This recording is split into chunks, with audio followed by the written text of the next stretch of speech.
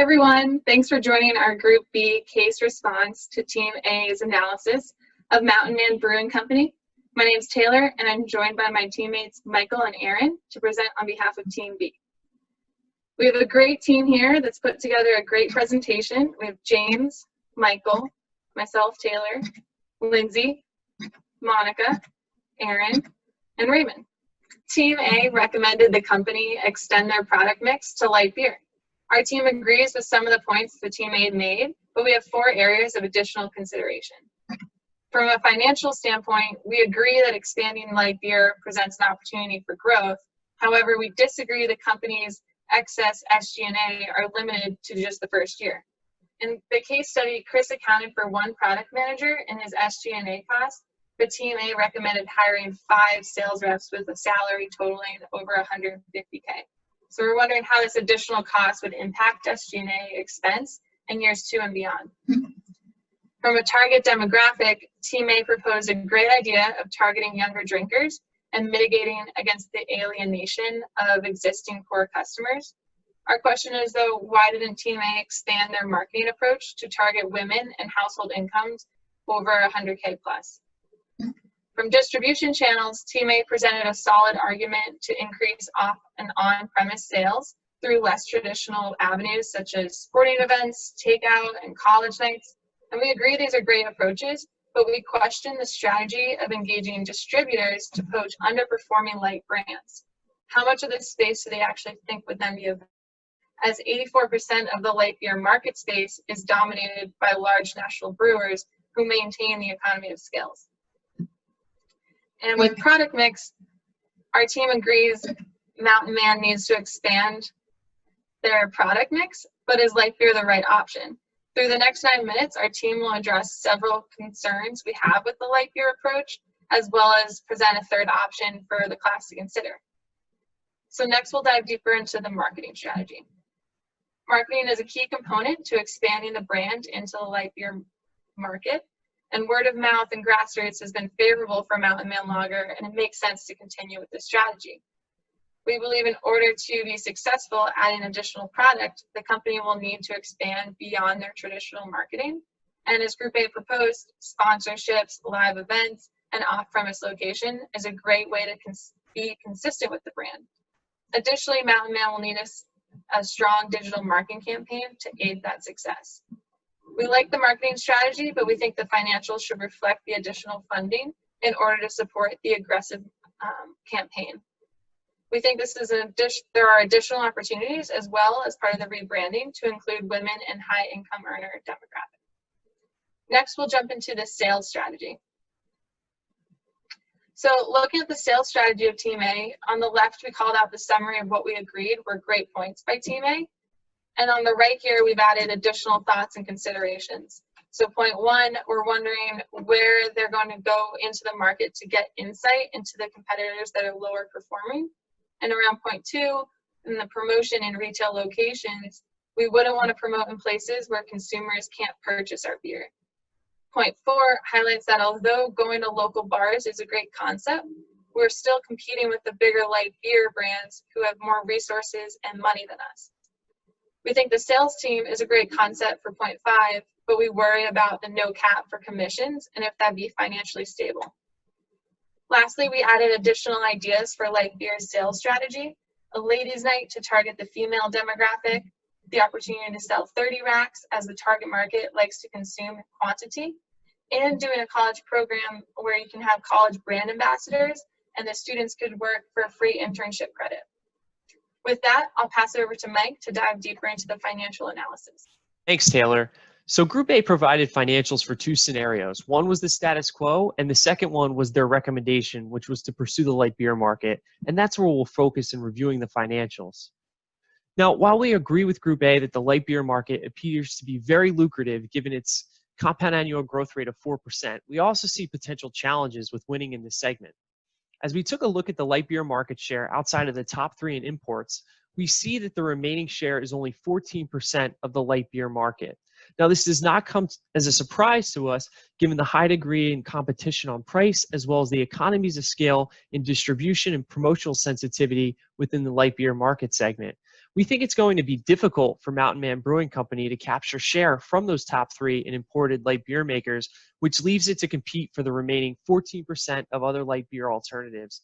And we think this will be difficult for Mountain Man Brewing Company in garnering shelf space and carving out a niche in an already crowded market. So Group A showed the financial impact of Chris's projections for winning share in the light beer market, with the 0.25% market share in 2006 and increasing 0.25% year over year. Upon further review, we found that the 0.25% market share of total light beer equates to about 1.8% of other light brands. Chris's projections result in a 1.25% market share in 2010, which equates to an 8.9% market share of the other light brand cutout of that data. And as a point of comparison, Milwaukee's Best Light, which is an award-winning light beer that's been on the market since 1961, it had only a 3.4% market share of the total light beer market in 2005. So our question is it reasonable to think Mountain Man Brewing Company will reach 1.25% share of total light beer in only 5 years? We believe this is an aggressive and potentially unachievable forecast for Mountain Man Brewing Company's entry into the light market. Next, I'm going to turn into part 2 of our case review of Group A's financials for Scenario B, bringing the brand to light. What we recommend is adding a best case, worst case scenario to the break-even analysis, given Chris's father's concerns around the erosion to the Mountain Man Lager brand. So with the Mountain Man Lager erosion scenarios built in on a 5% best case erosion scenario and a 20% worst case erosion scenario, we feel Chris will have a better understanding of the break-even variability to address the concerns of his father and the company.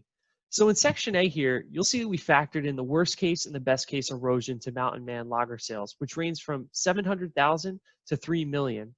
In section B, we factor in the increased advertising costs in year 1, as well as the increased SG&A costs of 900,000 in each year. Moving to section C, you'll see we calculated the number of barrels Mountain Man would need to sell of light beer to cover the total incremental cost with a contribution margin per barrel, $25.38.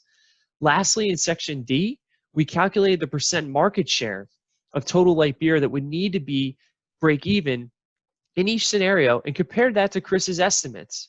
We believe Mountain Man Brewing Company would be profitable in 2 years only in a best case scenario, as you see here at the bottom, with the red indicating not break even and white indicating above break even.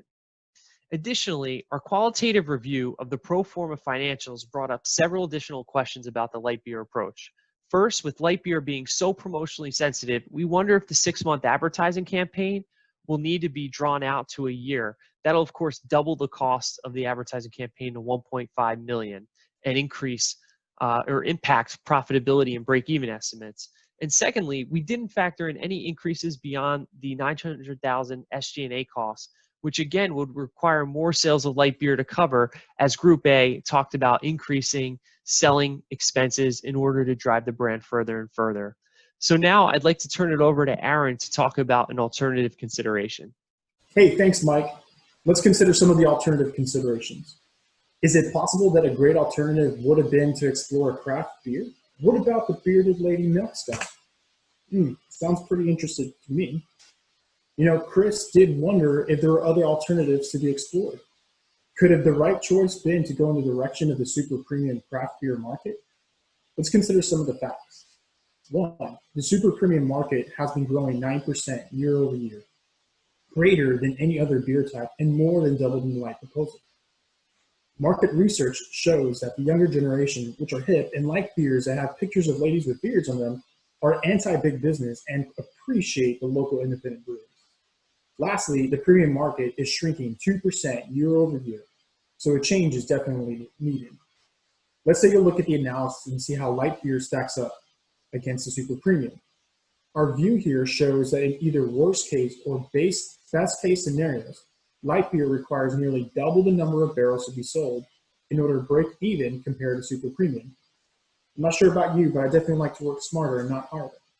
Also, this helps Mountain Man mitigate risk by not having thousands of barrels of beer just sitting around, not being sold, or even worse, expiring and not being consumed because the product is not moving fast enough.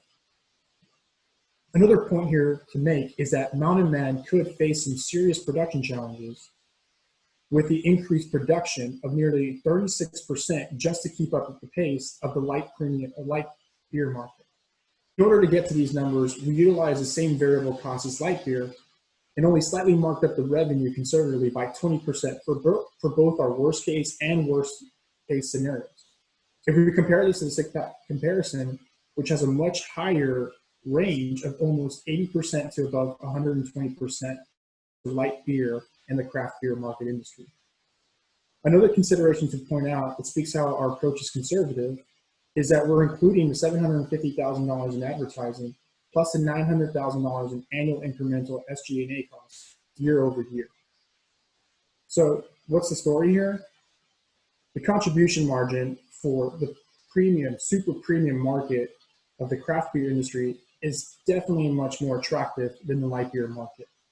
And this is an alternative that we believe should definitely have been explored. Turning to the next slide, let's take a look at the demographic opportunities. When we begin to consider the demographics and where our opportunities lie, while light beer drinkers are those ages between 21 and 24, our target is focused on restaking the claim on those ages 25 to 24. Today, Mountain Man is a leader within the 45 plus group. Developing a super premium craft beer will help attract a demographic who is a little bit more seasoned and appreciates a unique, tasteful beer while having the financials to purchase a super premium beer. This will also help open up opportunities to attract both a wealthier audience and women who might be a little bit more inclined and curious to see what all the hype is about on the bearded lady milk stout. So remember, not everyone exceeds by doing the same thing everyone is doing.